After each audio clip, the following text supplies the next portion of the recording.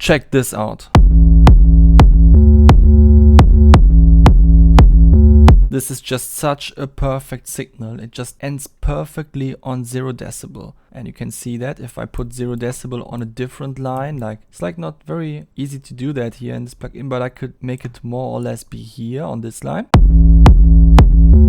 And most of you know that you can only do that with some really precise sidechain compression or with my plugin ADSR. But now there has been released a new plugin for that, simple RMSC plugin, which means Ringmod sidechain. So let's turn it off.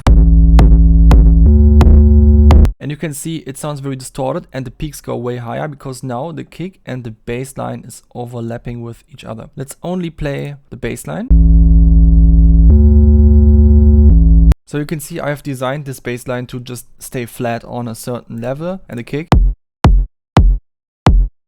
It's also a very thumpy kick. And now with Ringmod sidechain, it just sounds like this.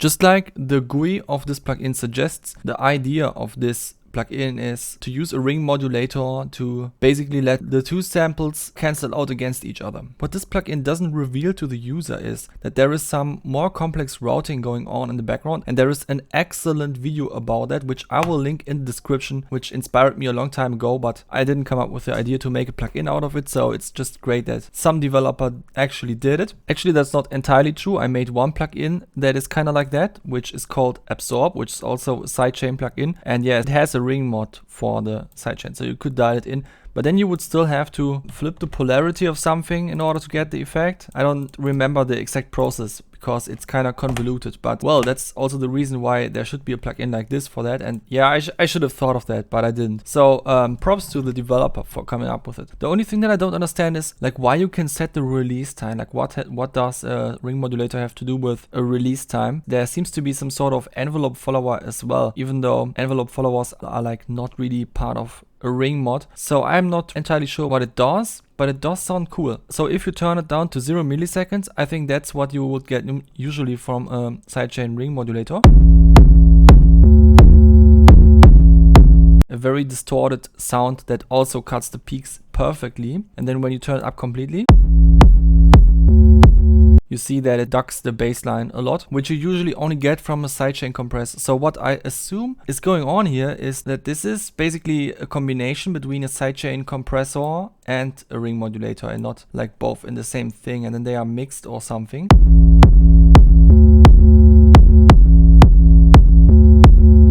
Yeah, that sounds nice. Yeah, it's just an excellent plugin, but if I could make one feature request to the developer, then it would be to have attack as well and look ahead. Because if you turn off the kick, it sounds like this.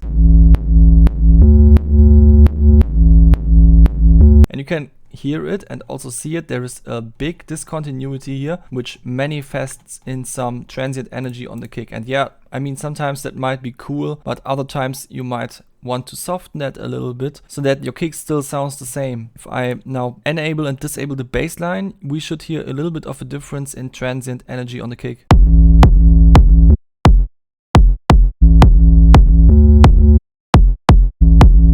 Yeah, okay, I gotta say it's kinda subtle, but I can hear it. Also, I would like to have an input gain parameter on this plugin. This is an ideal case here where both your kick and your bass line just has the full volume up to 0 decibels, but it's, of course, it's a made up scenario. Usually you have something like this. And of course, yeah, it's currently on pre-fader, but let's say that you have selected post-fader. And now the input level is just not very high. And yet you might be wondering, like, why would you select post fader if pre-fader just solves it perfectly? And for Bitwig, you are definitely correct. But I also tried this plugin in Cubase where for some reason switching between pre and post fader doesn't solve this. And then you can only turn up the sense gain. Sense is how routing works in Cubase if you don't know. And you can only turn it up by 6 decibels. So that's not a lot, which is why plugins like Pro C2 have an input sidechain level like this, which goes up to 36 decibels. And that's more than enough. in most cases. Yeah, but in Germany we would say that's Meckern auf hohem Niveau, because this plugin is already great the way it is, and that's why I would like to suggest you all to try it for yourselves.